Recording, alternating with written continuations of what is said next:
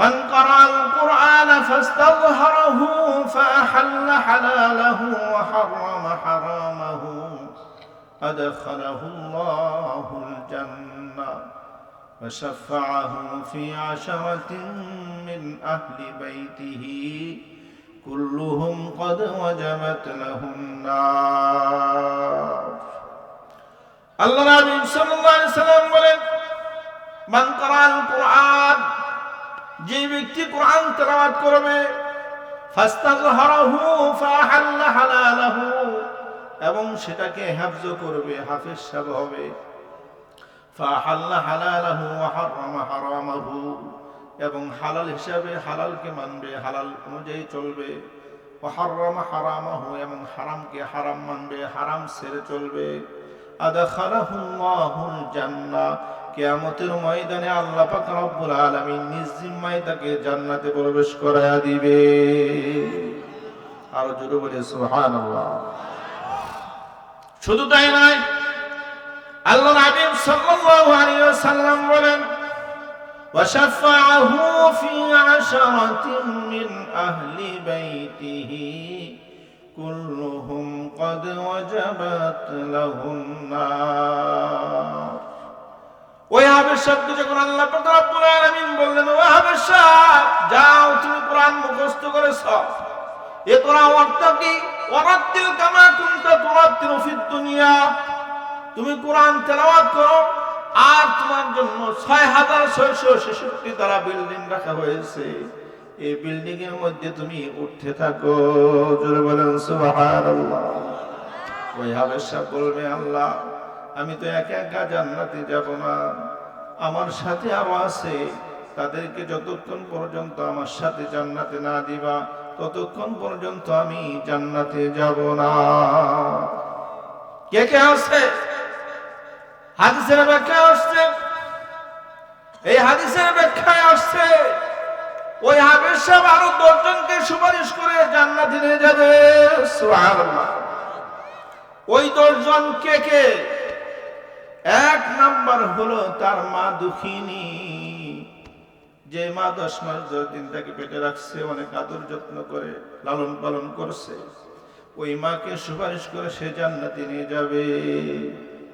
2 নম্বর তার পিতা, 2 নম্বর তার পিতা, এরপর তার দাদা, তার দাদি, তার দাদা, তার নানি, নানা, কয়জন হলো? 6 জন। কয়জন? পিতা মাতা, দাদি দাদা, নানি নানা, শ্বশুর শাশুড়ি, কয়জন? 8 জন শ্বশুর শাশুড়ি। এরপর হলো আরো 2 জনকে, আরো 2 জন হলো ওই ব্যক্তি, যে ব্যক্তির বাসায় লজিং থেকে ওই হাবেশ হয়েছে, তার স্ত্রীকে এবং তার মালিককে নিয়ে জান্নাতে যাবে। জোরে বলেন সুবহানাল্লাহ। জোরে বলে সুবহানাল্লাহ। আমরা লজিং রাখতে চাই না, নিজের ফুলানটাও পড়াইতে চাই না, লজিংও কি রাখতে চাই না। কি একজন সন্তান হইলে খাওয়াইতেন না? জোরে বলেন, খাওয়াইতেননি? হ্যাঁ, তাহলে একজন লজিং রাখতে পারেন না? এই হাবেশ সাহেব হলে সে তো আপনাকে ছাড়া জান্নাতে যাবে না, আপনার ওয়াইফকে ছাড়া সে জান্নাতে যাবে না। আল্লাহ রাসূল সাল্লাল্লাহু আলাইহি ওয়াসাল্লাম বলেছেন। কার কথা? কথা বলে না, কার কথা? আল্লাহ রাসূলের কথা। নিজে না খেয়ে ওই একজন সন্তান, একজন তালেবে ইলম মাদ্রাসা ছাত্রকে খাওয়াবে, দেখবেন এর বরকতে আল্লাহ তাআলা আপনার পরিবারের মধ্যে শান্তি দিবে, অসুখ বিসুখ থেকে আল্লাহ তাআলা হেফাজত করবে, এবং আল্লাহ তাআলা এই উসিলায় জান্নাতের ব্যবস্থা করে দিবেন। জোরে বলেন সুবহানাল্লাহ। উজানির মাদ্রাসা কারি ইব্রাহিম রাহমাতুল্লাহ আলাইহি, উজানির মাদ্রাসা কারি ইব্রাহিম রাহমাতুল্লাহ খুব বড় বুজুর্গ আল্লাহওয়ালা ছিলেন। তার মাদ্রাসার ছাত্ররা রোজিন থাকতো। আমাদের এখানে 150 ছাত্র, এগুলোই আমরা রোজিন থাকতে পারি না। আর সেখানে ছিল 1000-এর উপরে ছাত্র, এখন আছে 5-6 হাজার ছাত্র। এই 500-600 ছাত্র, 1000 ছাত্র এলাকার মধ্যে রোজিন রাখতো। জোরে বলেন সুবহানাল্লাহ। এরকম মানুষ রোজিন রাখতো, দিন মজুর, নিজে কিনে খাইতে পারে না, দিন আনে দিন খায়, সেও যায় বিশ্বাস হুজুরের কাছে বলতেছে, হুজুর আমাকে একটা ছেলে দেন, আমি খাওয়াবো। না তুমি তো কিভাবে খাওয়াবে, তুমি তো দিন মজুর, দিন আনো দিন খাও, কিভাবে খাওয়াবে? না হুজুর আমার যতই কষ্ট হোক আমি ডাল ভাত খাইলে তাকেও আমি ডাল ভাত খাওয়াবো। একজন ছাত্র আমাকে দেন।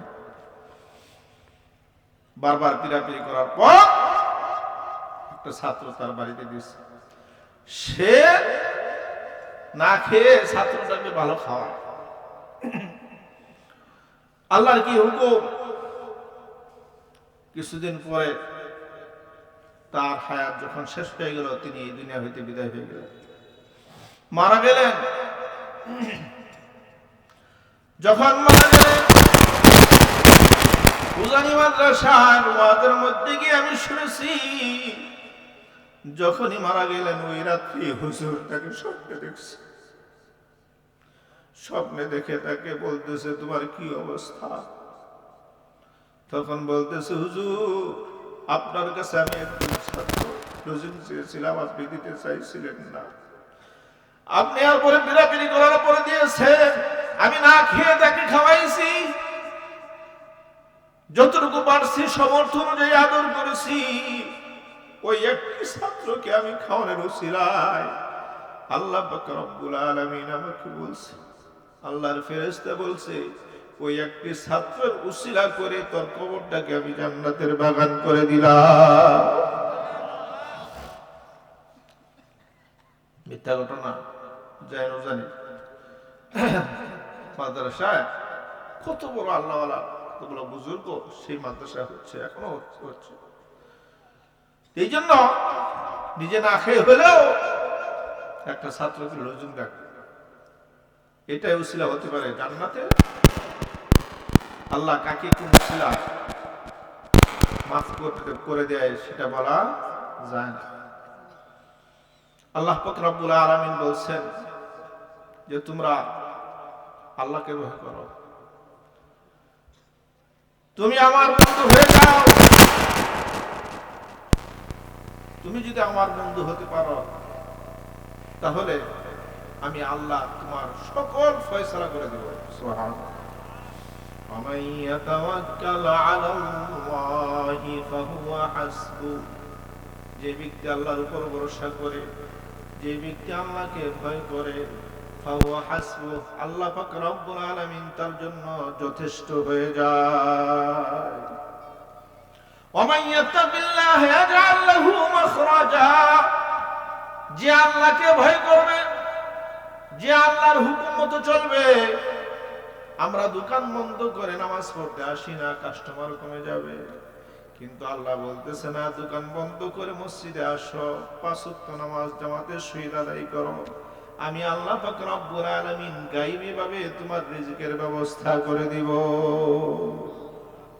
আর যদি তুমি মনে করো দোকান বন্ধ করলে আমার বেচাকেনা কম হবে, নামাজ যাই না আমার বেচাকেনা কম হবে, তাহলে মনে করো তোমার ব্যবসার মধ্যে কোনো বরকত হবে না, ব্যবসার মধ্যে আল্লাহ পাক রব্বুল আলামিন কোনো উন্নতি দিবে না। এই জন্য আল্লাহ পাক রব্বুল আলামিন বলেছেন ওমান ইয়াত্তাকিল্লাহ ইয়াজআল লাহু মাখরাজা, যে ব্যক্তি আল্লাহকে ভয় করবে আযান শোনার সাথে সাথে সে মসজিদে চলে যাবে, আল্লাহর হুকুম মতো চলবে, গুনাহ ছেড়ে দিবে, আল্লাহ পাক রব্বুল আলামিন বলেন তাকে গায়বী ভাবে রিজিকের ব্যবস্থা আমি আল্লাহ করে দিব। সুবহানাল্লাহ। আল্লাহর রিজিক চাই না শয়তানের রিজিক চাই? কার রিজিক চাই? জোরে বলে কার রিজিক চাই? মনে করবেন হারাম ভাবে যে রিজিক গুলো আসে এগুলো শয়তানের রিজিক। মিথ্যা কথা বলে 5 টাকা কামাবেন, এটা শয়তানের। মানুষকে ঠকায় 10 টাকা কামাবেন, এটা শয়তানের। আর হালাল পথে আপনি 1 লক্ষ টাকা কামাবেন, এটা আল্লাহর পক্ষ থেকে। জোরে বলেন সুবহানাল্লাহ। কাসবুল হালালি ফরিদাতুন বা'দাল ফরাইজ, হালাল উপার্জন করা অন্যান্য ফরজ আদায় করার পরে হালাল উপার্জন করা এটাও কি ফরজ। এই জন্য হালাল ভাবে আমরা যেটা পাই সেটা হলো আল্লাহর পক্ষ থেকে রিজিক, আর হারাম ভাবে যেটা পাবো সেটা হলো শয়তানের রিজিক, সেটা হলো জাহান্নামে যাওয়ার রাস্তা। এই জন্য আল্লাহকে পেতে হলে আল্লাহ ভালোবাসা পেতে হলে আল্লাহর ওলিদেরকে ভালোবাসতে হবে, মহব্বত করতে হবে, আলেম ওলামাদেরকে মহব্বত করতে হবে। রাসূল সাল্লাল্লাহু আলাইহি ওয়াসাল্লাম বলেছেন, একজন মাদ্রাসা তালেবে ইলম, একজন এতিম গরীব, তার মাথা যদি তুমি বোলায় দাও, তাকে খাওয়াইতে পারো না, তাকে টাকা পয়সা কিছুই দিতে পারো না, কিন্তু তুমি একজন এতিমের মাথায় হাত বুলায় দিলা, আদর করলা, যত্ন করলা, আল্লাহর হাবিব সাল্লাল্লাহু আলাইহি ওয়াসাল্লাম বলেন, তুমি যে এতিমের মাথায় হাত রাখলা, তোমার এই হাতের নিচে যতগুলো চুল পড়বে, প্রত্যেকটা চুলের বিনিময়ে আল্লাহ তোমার আমলনামায় সওয়াব লিখে দিবে।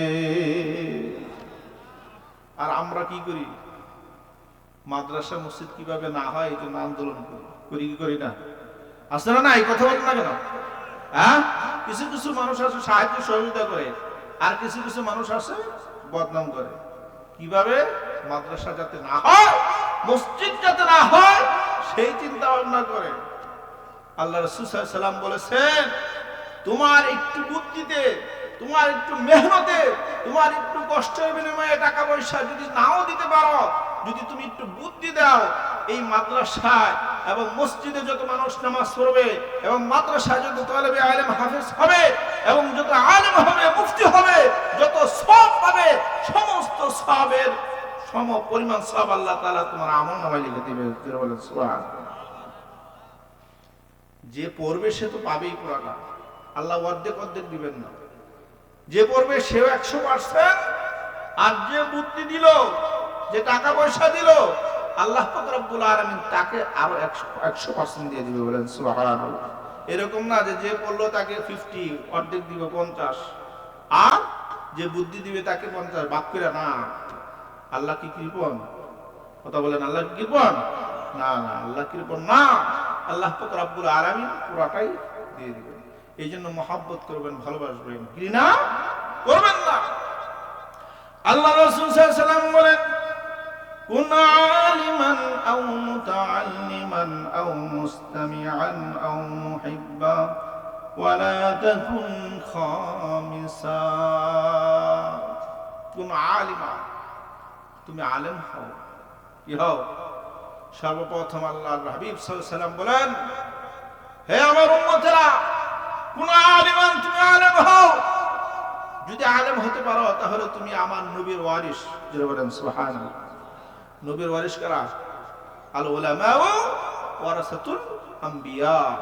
যারা আলেম তারা হলো নবীর ওয়ারিস। ধন সম্পত্তির ওয়ারিস না, কিসের ওয়ারিস? ইলমের ওয়ারিস। কোন আলিমান আলেম হও।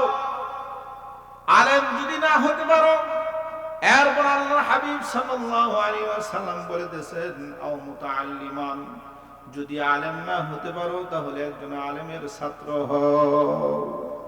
আলেম থেকে শিখো, দুশমনি করো না। কি করো না? দুশমনি করো না। আলেমদের দুশমনি করছে, নবীর দুশমনি করছে আবু জেহেল, উতবা, সাইবা। যারা এই জামানায় আলেমদের দুশমনি করবে, তারা ওই আগের জামানায় আবু জেহেলের মতো। কার মতো? আবু জেহেলের মতো। কারণ আবু জেহেল, উতবা, সাইবা তারা দ্বীনের কাজ করতে দেয় নাই। বর্তমানে যে মুসলমান, তারা দ্বীনের কাজ করতে দিবে না, বাধা দিবে। ওই সমস্ত মুসলমান তারা আসল মুসলমান না, তারা সে আবু জেহেল, উতবা, সাইবার মতো। এই জন্য আল্লাহ রাসূল সাল্লাল্লাহু আলাইহি ওয়াসাল্লাম বলেছেন, আলেম হও। আলেম না হতে পারলে আও মুতাআল্লিমান, অথবা আলেমের ছাত্র হও, আও মুস্তামিআন। আলেমের ছাত্র যদি না হতে পারো, তোমার সুযোগ নাই ছাত্র হওয়ার, মাদ্রাসায় পড়ার তোমার সুযোগ নাই। আও মুস্তামিআন, তাহলে আলেমরা যে কথা বলে সেগুলো শুনো। আও মুস্তামিআন, অথবা তুমি শোনো, তার কথা অনুযায়ী কি শোনো। শোনো। মাদ্রাসায় এখন পড়তে পারো না, চিল্লায় যাও, আল্লাহ রাস্তা খুলে দিয়েছে, তাই না? সেখানে যাও। এক চিল্লা দিতে পারো না, একদিনের জন্য যাও, 3 দিনের জন্য কমপক্ষে আমরা যাওয়ার দরকার আছে না নাই? যাই না তো? যাইলে কে? এই বাড়িঘর দেখবে কে? অমুক দেখবে কে? তাই না? মরলে দেখবে কে? হ্যাঁ, এখন যদি আমি মারা যাই দেখবে কে? দেখার কেউ আছে? একবার তো আল্লাহই দেখবে। তো ওই যে 3 দিনের জন্য গেলেও কি কে দেখবে? আল্লাহই দেখবে। আল্লাহর ওলিরা তারা হাজার হাজার মাইল সফর করেছে খাজা মুঈনুদ্দিন চিশতি রাহমাতুল্লাহ আলাইহি, যার জন্য আমরা পাগল পারা আল্লাহর ওলি বুজুর্গ, যার সিলসিলা সারা বাংলাদেশে, ভারত উপমহাদেশে, পাকিস্তানে, ভারতে সমস্ত আল্লাহর ওলিরা খাজা মুঈনুদ্দিন চিশতি রাহমাতুল্লাহ আলাইহির তরিকা। তাকে আমরা ভালোবাসি নাকি? অবশ্যই ভালোবাসতে হবে। তিনি একজন বড় বুজুর্গ আল্লাহর ওলি খাজা মুঈনুদ্দিন চিশতি রাহমাতুল্লাহ আলাইহি। তিনি রাশিয়া থেকে এই ভারত উপমহাদেশে আসছেন এই দ্বীনের দাওয়াতের কাজের জন্য। পরিবার সব কিছু ছেড়ে এই যে আজমির শরীফ, যেখানে খাজা মুঈনুদ্দিন চিশতি রাহমাতুল্লাহ আলাইহির কবর, রওজা, সেখানে আল্লাহর ওলি শুয়ে আছেন। সেই রাশিয়া থেকে তিনি এখানে চলে আসছেন দ্বীনের কাজের জন্য, সব কিছু ছেড়ে। তাহলে তারা কত কষ্ট করছে? আল্লাহর ওলিকে এমনি হয়েছে না, কষ্ট করতে হবে, দ্বীনের মেহনত করতে হবে, বের হতে হবে, বাড়ি ছাড়তে হবে, বাড়ি ছেড়ে দেখতে হবে যে কিরকম লাগে বাড়ি ছাড়া থাকলে। এই জন্য আমরা যারা মাদ্রাসায় পড়তে পারি নাই, কমপক্ষে 3 দিন আগে লাগাই যাই। 3 দিনও যদি না লাগাইতে পারি তাহলে কমপক্ষে তালিমে আমরা বসি, তালিমে বসি। এই যে ওয়াজ মাহফিলে হয়, কত মানুষ রাস্তাঘাটে ঘুরতেছে, এই ওয়াজ মাহফিল কি দিলেই হবে? পাবেন এই যে দামি কথাগুলো হচ্ছে, কোরআন হাদিসের কথাগুলো হচ্ছে, এগুলো কি সবসময় হুজুরা এসে বলবে? না না, সবসময় বলবেন না। এই যে ওয়াজ আপনারা ব্যবস্থা করেছেন, কত মানুষ রাস্তাঘাটে বসে আছে, কিন্তু প্যান্ডেল কি খালি। কারণ কি? ওই যে শয়তান কই যাইস না, যাইস না, যাইলে যদি আবার আল্লাহর ওলি হয়ে যাস। কারণ আল্লাহ এক মুহূর্তে আল্লাহর ওলি বানায় দেয়। কোন মুহূর্তে? এক মুহূর্তে আল্লাহ একজনকে আল্লাহর ওলি বানাই দিতে পারে। পারে কি পারে না? কখন পারবে? আও মুস্তামিআন, যখন তুমি আলেমের কথা শুনবা। একটা ঘটনা মনে পড়ে গেল, বলে দেই। হাসান বসরি রাহমাতুল্লাহ আলাইহি বড় বুজুর্গ আল্লাহর ওলি ছিলেন। তাকে একজন মহব্বত করত। রাসূল সাল্লাল্লাহু আলাইহি ওয়াসাল্লাম বলছেন, একজন আলেমকে আলেম হও অথবা ছাত্র হও অথবা তার কথা শোনো, আও মুহাইব্বান, অথবা তাকে ভালোবাসো। আলেমকে কি করো? ভালোবাসো। ওই একজন মদখোর সন্ত্রাস, সে হাসান বসরি রাহমাতুল্লাহ আলাইহিকে ভালোবাসতো। তার নাম ছিল বাশার, বিশর হাফি তার নাম।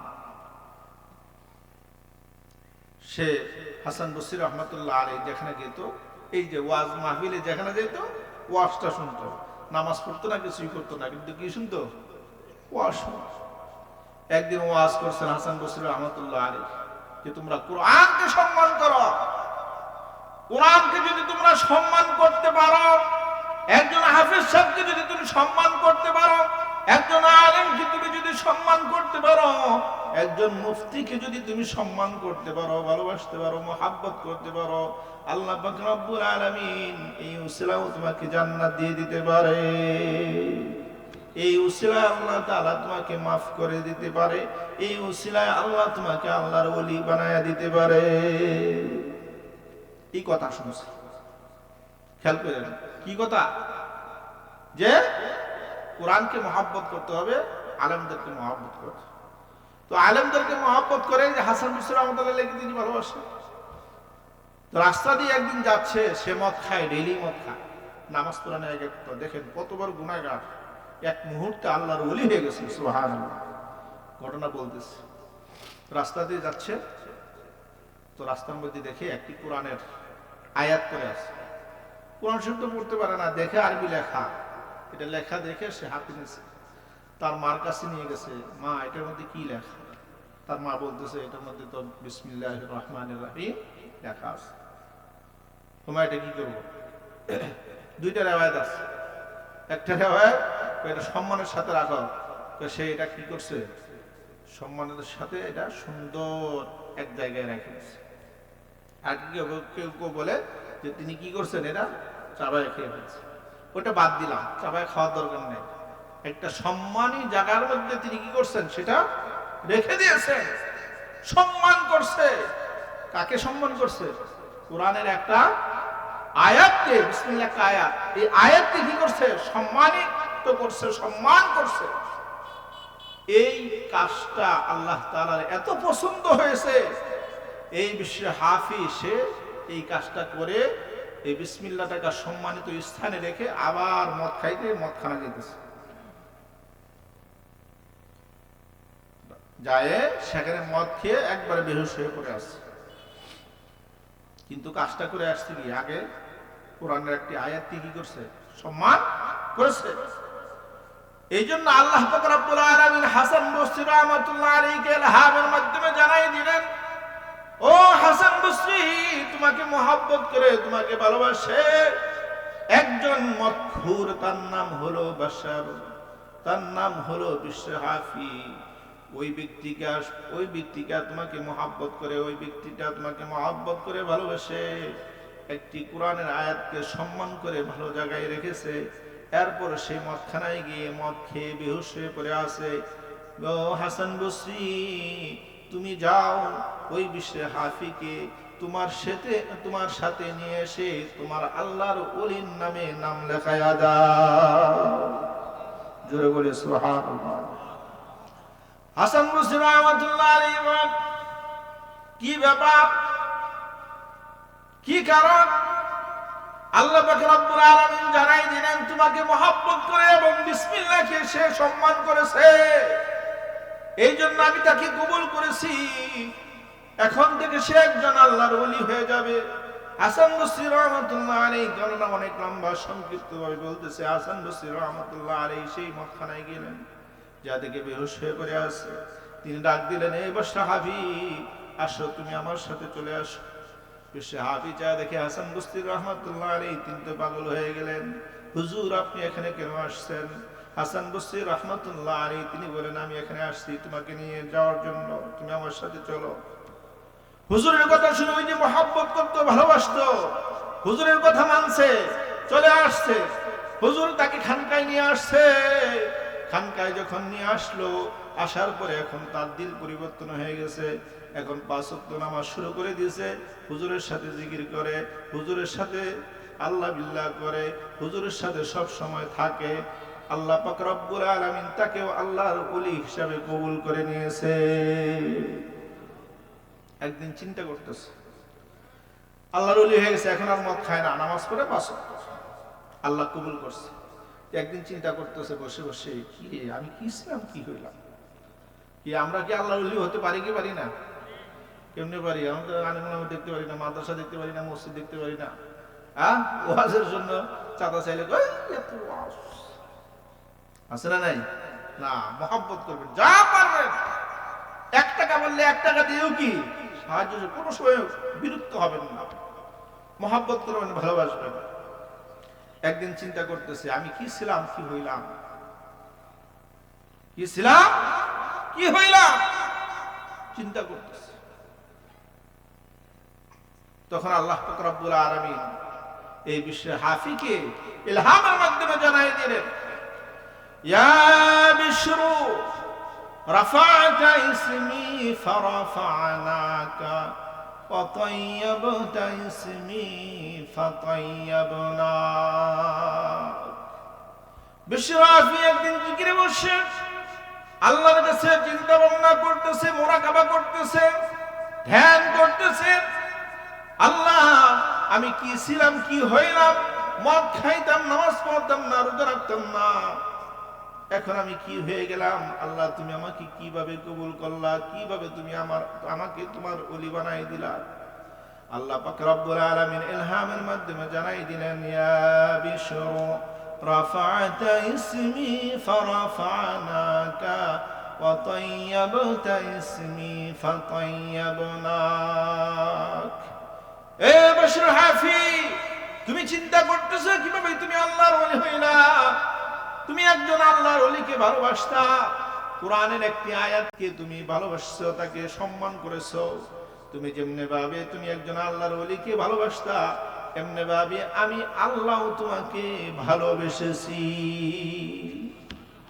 যেমনি ভাবে তুমি একটি কোরআনের আয়াতকে সম্মান করেছো, এমনি ভাবে আমি তোমার সমস্ত গুনাহ মাফ করে দিয়ে তোমাকে জান্নাতি বানাই আমি সম্মানিত করে দিলাম। জোরে বলেন সুবহানাল্লাহ।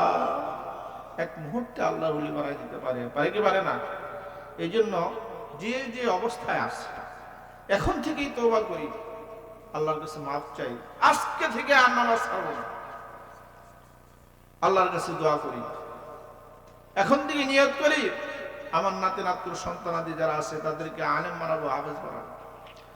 একজন সন্তান যদি আমার জানাজাটা পড়াইতে পারে, কি ভাগ্য আমরা, কি মুসলমান।